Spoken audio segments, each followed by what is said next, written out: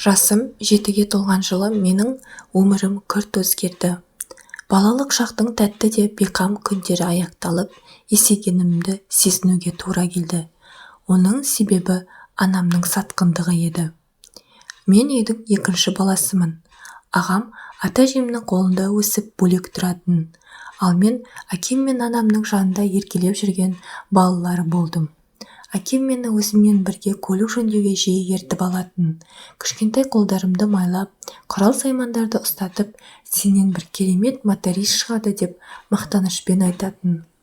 Әкемнің сол сәттегі кезіндегі мақтанышын қолымнан ұстап, маған үйреткенін ешқашан ұмытпаймын. Бала қиялымда ол менің ең мықты, ең жақын досым еді. Алайда бәрі бір-ақ күнде өзгере салатынын ол кезде қайдан білейін. Әкем үйде сирек болатын. Көлік жөндеу жұмыстары кейде кеш бітсе, кейде сол жақта түнеуге тура келетін. Арасында ұрттап алатыны да бар еді. Бірақ бұның бәрі оның бізге деген қамқорлығын ешқашан азайтқан емес. Жұмысынан тапқан ақшасын түгелмен анама келіп беретін. Біз ешқашан аштықтың, не мұқтаждықтың ащы дәмін сезінбедік. Әкемнің жүрегі кең, мінезі тым жұмсақ еді. Ақкөңіл, адал жан. Анама ешқашан қатты сөз айтып көрмеген, қол көтермек түгілі ауыр сөздің өзін артық санайтын. Ол үшін отбасының тыныштығы, балаларының бақыты бәрінен жоғары тұратын. Бірақ анам сол мейірім мен сыйластықты түсініп, қадірін біле алмады. Бірде көрші-ұлдардың тауық асырағандарын көріп, қатты қызығып кеттім. Балалық көңілдің қалауы шынайы ғой. Әке, мен де тауық асырайын, маған тауық алып берші деп еркелей жалындым. Әкем менің өтінішімді екі етпеді. Сол күні-ақ таныстарынан тауық әкеліп, әп-сәтте қора салып берді.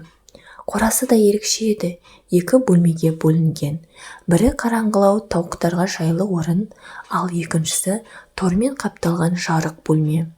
Әкемнің осындай қамқорлығы мен шапшаңдығы мені қатты қуантты. Сол күні мәз-мейрам болып, тауықтарымды айналып шыққанымды әлі күнге ұмытпаймын.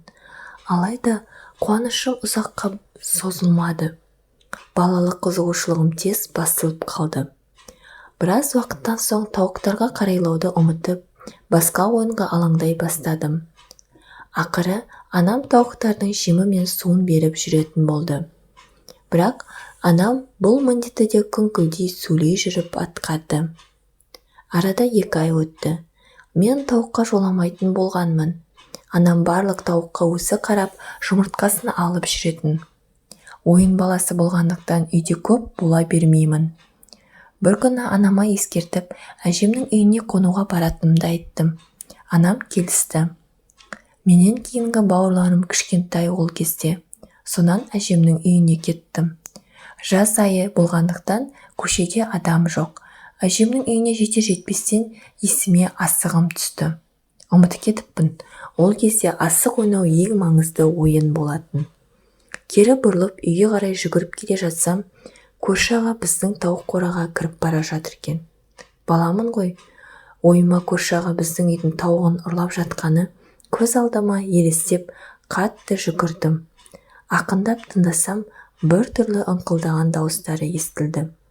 Ештеңе түсінбей, тауық қораға кіріп қалсам, анам тоңқайып талтайып тұр, көрші аға анамды ыңқылдатып ұрғылап жатыр екен.